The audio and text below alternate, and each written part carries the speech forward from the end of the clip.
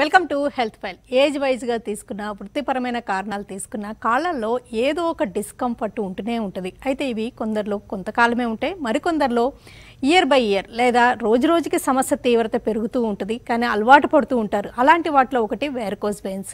వేర్కోజ్ వెయిన్స్ని ఎలా గుర్తించాలి, స్టేజెస్ వైజ్గా సిమ్టమ్స్ ఏంటి, లేజర్ ట్రీట్మెంట్ తప్పనిసరి ఎప్పుడు, లేజర్ ట్రీట్మెంట్ కాకుండా ఇంకేమన్నా ఆప్షన్స్ ఉన్నాయా, వాటి వల్ల ఎలాంటి ప్రయోజనాలు ఉంటాయి, ఈ వివరాలన్నీ అందించడానికి Avis hospitals senior interventional radiologist doctor Rajavi Koppala గారు మనతో ఉన్నారు. ఆయన అడిగి మరిన్ని విషయాలు తెలుసుకుందాం. హలో అండి, వెల్కమ్ టు ది షో. కాళ్ళలో డిస్కంఫర్ట్ అనేది ఒక టెంపరీ సమస్య లేదా అదొక దీర్ఘకాలిక సమస్య అని ఎలాగో గుర్తించాలి? రైట్. సో బేసిక్గా కాళ్ళలో చాలాసార్లు ఒక చిన్న దెబ్బ తగిలితే మానకపోయిన లాంటి సిమ్టమ్ దగ్గర నుంచి తీవ్రమైన కాళ్ళ నొప్పులు, కాళ్ళు పీకటం, కాళ్ళు లాగటం వరకు రకరకాల డిస్కంఫర్ట్, రకరకాల సిమ్టమ్స్, రకరకాల కష్టం, లేకపోతే కొంతమందికి ప్యూర్లీ ఇచ్చింగ్, చీదరగా దురద పెట్టడం, ఇట్లాంటివి కూడా జరగవచ్చు. మరి ఏవి టెంపరీ, ఏది వేటిని నెగ్లెక్ట్ చేయాలి, వేటిని నెగ్లెక్ట్ చేయకూడదు అంటే కొంతవరకు మనం ఈ టీవీ ఛానల్లో సూచించవచ్చు, ఐడియాస్ ఇవ్వచ్చు. కానీ ఫస్ట్ థింగ్ గుర్తుపెట్టుకోవాల్సింది ఏంటంటే దీనికి స్పెషలిస్ట్ వేరేగా ఉన్నారు. వాస్కులర్ స్పెషలిస్టులు కాళ్ళ సంబంధితమైన రక్తనాళ సమస్యలు అన్నిటికీ వాళ్ళు చూస్తారు. సో ఫస్ట్ థింగ్ ఏంటంటే ఏమాత్రం మైండ్లో డౌట్ ఉంటే కూడా ఒకసారి చూపించుకొని దాని మీద అటెన్షన్ తీసుకోవడం చాలా ఇంపార్టెంట్. ఎలాగైతే ఛాతిలో ఏ భాగంలో నొప్పి ఉన్నా కూడా ఒక కార్డియాలజిస్ట్ దగ్గరికి వెళ్ళి మాకైనా గుండె సమస్య లేదు కదా అని ఎలా అయితే ఎక్స్క్లూడ్ చేసుకుంటామో, అలాగే లెగ్ అటాక్, హార్ట్ అటాక్ లాగానే లెగ్ అటాక్ని కూడా సీరియస్గా తీసుకొని సరైన ట్రీట్మెంట్ తీసుకోవాలి. కాకపోతే సిమ్టమ్ అనాలిసిస్కి వచ్చామంటే కాళ్ళలో బాగా సిమ్టమ్స్ అనేది రోజు రోజుకి పెరగటం, మీరు లోకల్గా ఏమైనా చిన్న చిన్న ట్రీట్మెంట్లు తీసుకుంటే ఆ ట్రీట్మెంట్కి ఎటువంటి రెస్పాన్స్ లేకపోవటం, కాళ్ళు కొంత దూరం నడిస్తే నొప్పేసి కాస్త కూర్చోవాలని అని, అంటే కాళ్ళు అలసిపోయినట్టు అనిపించి కూర్చోవాలనిపించటం, చిన్న దెబ్బ తగిలితే మానకపోవడం. మెయిన్గా ఈ దెబ్బలు మానకపోవడం అనేది చాలా సీరియస్గా తీసుకోవాలి. చాలామంది ఏంటంటే రకరకాల ఆయింట్మెంట్ పెట్టి ఇంకా ఆయింట్మెంట్ మార్చుకుంటూ చూస్తారు, దానివల్ల ఇంకా ఇది బాగా పెరిగిపోతుంది. సో ఇట్లాంటి సిమ్టమ్స్కి బాగా అటెన్షన్ ఇవ్వాలి. కానీ ఇట్లాంటి సిమ్టమ్స్ లేకపోయినా కూడా ఏమాత్రం 1% డౌట్ ఉంటే కూడా ఒకసారి వాస్కులర్ కన్సల్టేషన్ తీసుకోవడం, స్పెషలిస్ట్ వాస్కులర్ పీపుల్ ఎవరైతే ఉంటారో వాళ్ళు స్కాన్స్ కూడా డయాగ్నోస్టిక్గా చేసి అల్ట్రాసౌండ్లు కూడా వాళ్ళు చేస్తారో అలాంటి దగ్గరికి వెళ్తే మీకు అన్నీ ఒకే దగ్గర అయిపోయి ప్రాబ్లం పూర్తిగా డయాగ్నోస్ అవుతుందని నా ఉద్దేశం. మీరు ఎప్పుడు చెప్తుంటారు లెగ్ అటాక్ని అసలు నెగ్లెక్ట్ చేయకూడదు, అది కూడా ఒక ఎమర్జెన్సీ కండిషన్ అని. అంటే ఏంటండి, అది కూడా హార్ట్ అటాక్ లాంటి కండిషనా? లెగ్ అటాక్ అంటే అసలు what does it mean? Right.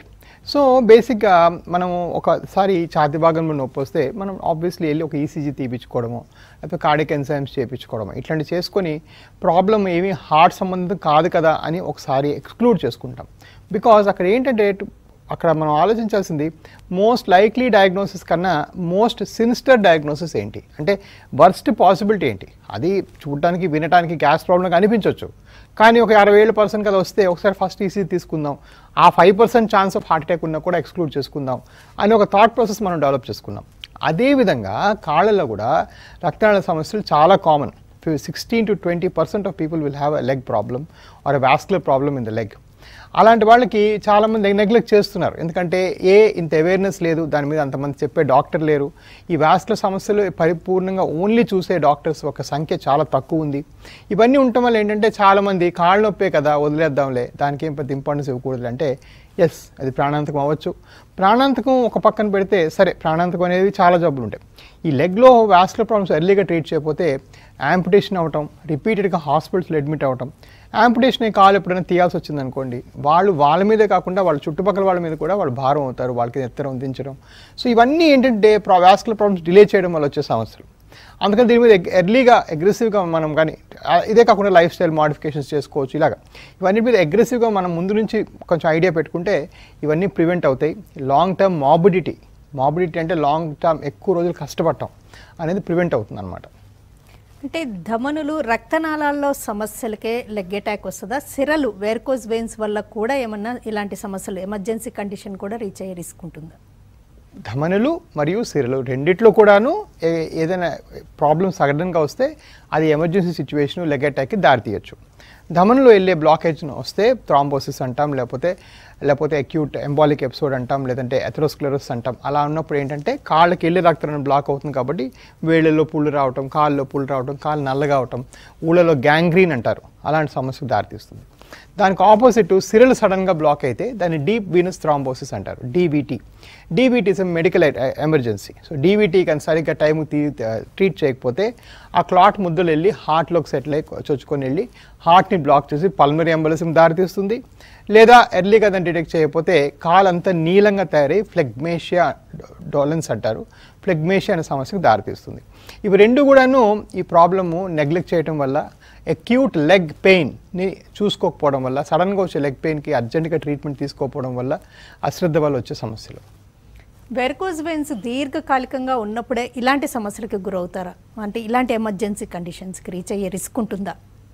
Varicose వెయిన్స్లో కూడా ఇలాంటి సమస్యలు రీచ్ అయ్యే రిస్క్ ఉంటుంది. వారికోస్ వెయిన్స్ ఒకటే కారణం కాదు. వారికోస్ వెయిన్స్ అంటే ఈ చర్మం కింద ఉండే రక్తనాళాల్లో సరిగా కవటాలు పని చేయకపోవడం వల్ల బ్లడ్ పైకి వెళ్ళలేకపోవడం, అలా క్లాట్స్ ఏర్పడిన అలా స్లోగా మూవ్ అవుతున్న బ్లడ్ క్లాట్స్గా ఆర్గనైజ్ అయ్యి డీప్ వెయిన్స్లోకి వెళ్ళిపోయి డీవీటీగా ఫామ్ అవ్వచ్చు.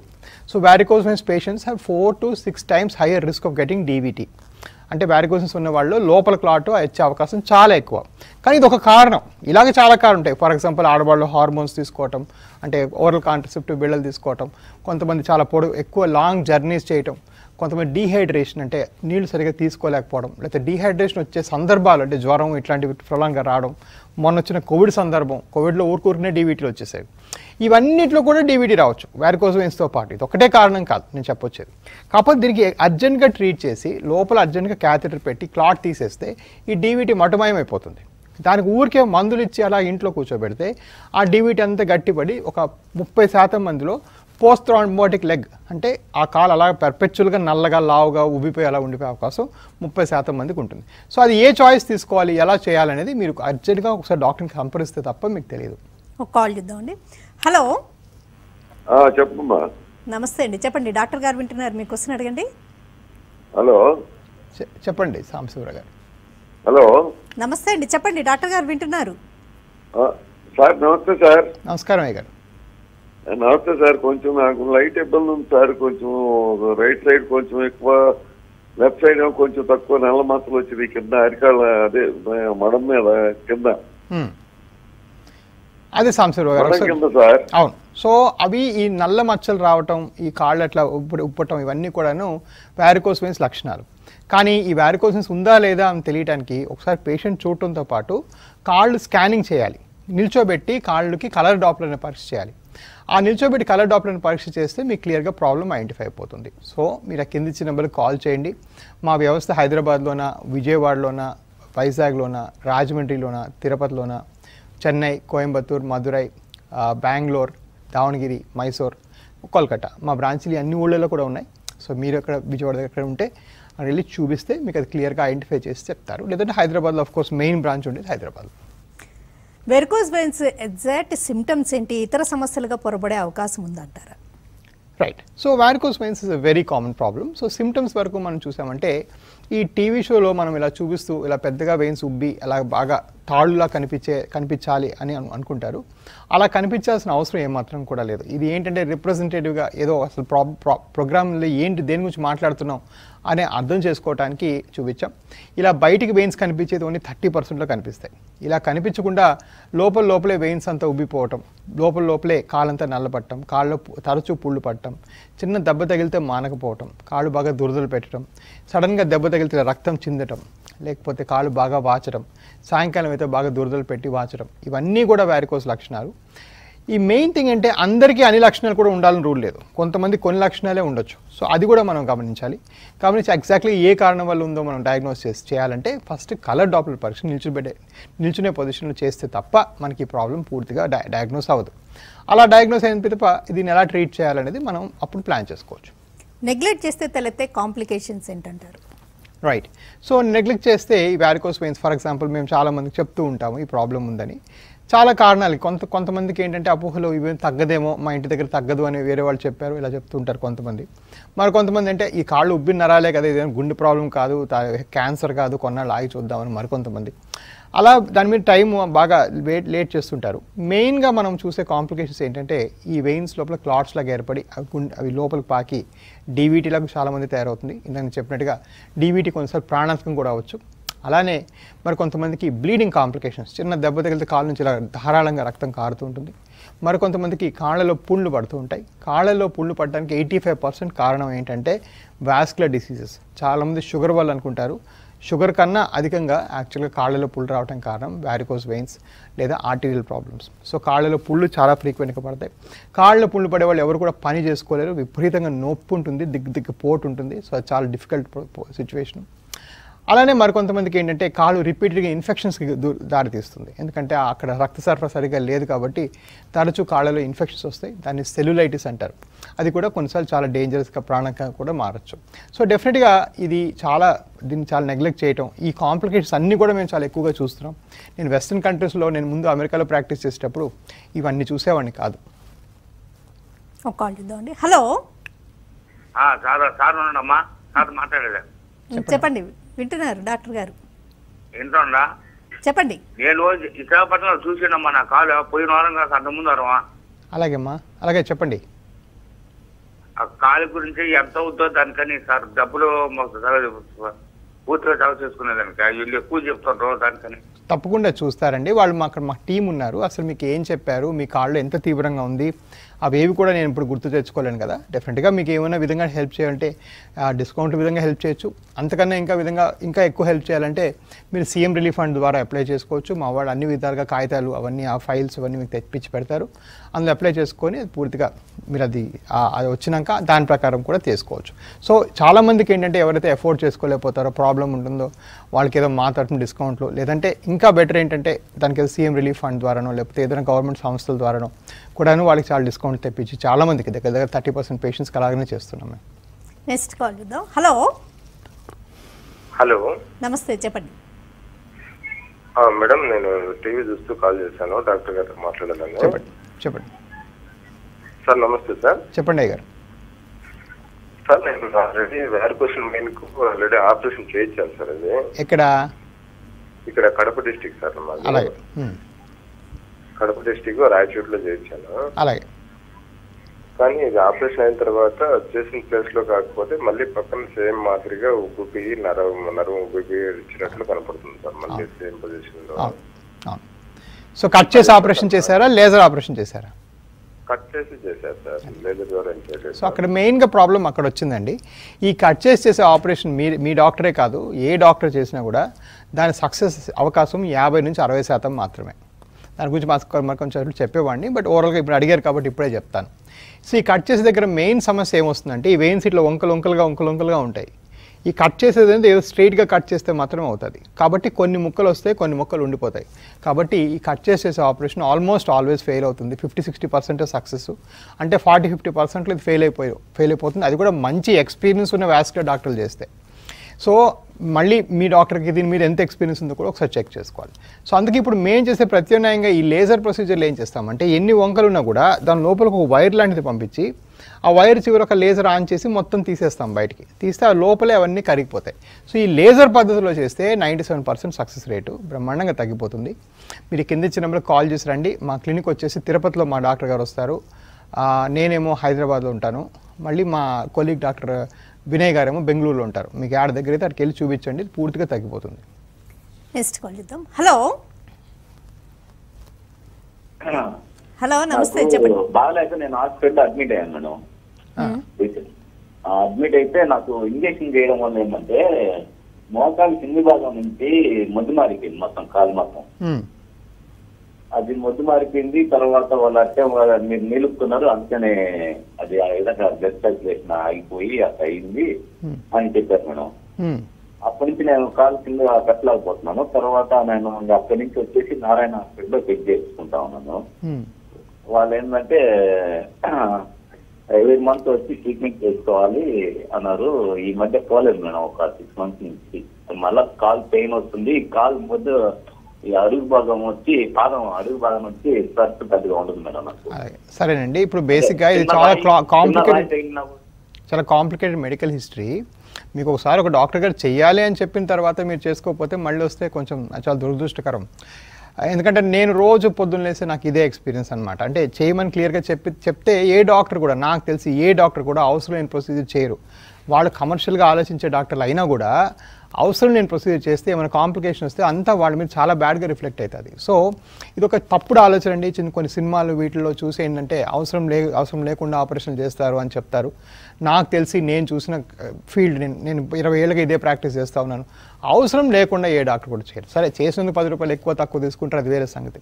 సో ఇదొక ఈ failure to comply with instructions అనేది ఒక సమస్య. డెఫినెట్గా రండి, బట్ మా దగ్గర కూడా మేము ఏమైనా చెప్తే ఫాలో అయితేనే మీకు తగ్గే అవకాశం. ఫైనల్గా ఆరోగ్యం అనేది మీది, మీ సొంత ఆరోగ్యం, అది మీ ఇష్టం. కాకపోతే ఇది మేము చేసేదంతా ఫెసిలిటేట్ చేయడం, హెల్ప్ చేయడం వరకే చేయగలుగుతాం. సో మీరు కింది నంబర్లకు ఫోన్ చేసి రండి. మా దగ్గర అన్ని ట్రీట్మెంట్లు కూడా అవైలబుల్గా ఉన్నాయి. బ్లాకేజెస్ తీయటము, స్టెంట్లు వేయటము, వారికోస్ వెయిన్స్ చేయటము, ఆర్టరీస్ అంటే ధమనిలో బ్లాకేజెస్ అన్నీ కూడా ట్రీట్ చేయొచ్చు. కాకపోతే ఆ నెంబర్ కాల్ చేసి వస్తే మిమ్మల్ని చూసి తీవ్రత చూసి అవసరం ఉంటేనే చేస్తాం.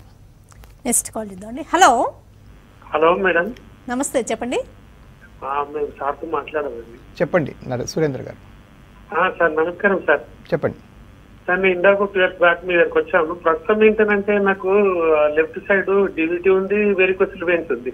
అయితే నాకు recently 1 year back ledger operation చేసిన సార్ నిమ్స్ లో. అయితే మళ్ళీ ఏదైంది, పుండు మళ్ళీ కొంచెం పుండు ఇప్పుడు మంటలు విపరీతంగా పోగుతుంటే సార్ భరించలేకపోతున్నా సార్. రావాలని అనుకుంటున్నాను నేను హైదరాబాద్. తప్పకుండా రండి. సో ఒక్కటే నేను చెప్పేది ఏంటంటే, సరే మేము అడ్వైస్ చేస్తే మా దగ్గర చేసుకున్నారా బయట చేసుకున్నారా అంతా అది ఒక పక్కన పెడితే, ఒకటే ఏంటంటే ఆ డాక్టర్ చేసినాక ఒక 3 నెలలు మాత్రం వాళ్ళకి టైం ఇవ్వాలి. ఎందుకంటే కొంతమందికి స్లోగా తగ్గుతుంది.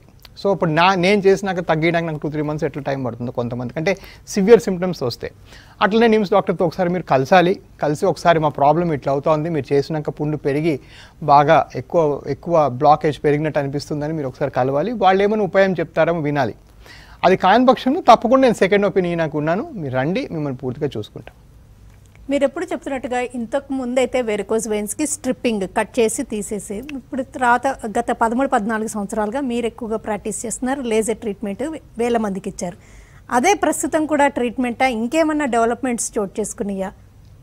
రైట్. సో ఇప్పుడు బేసిక్గా మీరు చూసే ఉంటారు, ఇందాక చెప్తూనే ఉన్నాను 13 బ్రాంచీలు అంటే దగ్గర మా దగ్గర 350-400 మించి వాస్కులర్ ప్రొసీజర్స్ నెలకి అవుతాయి.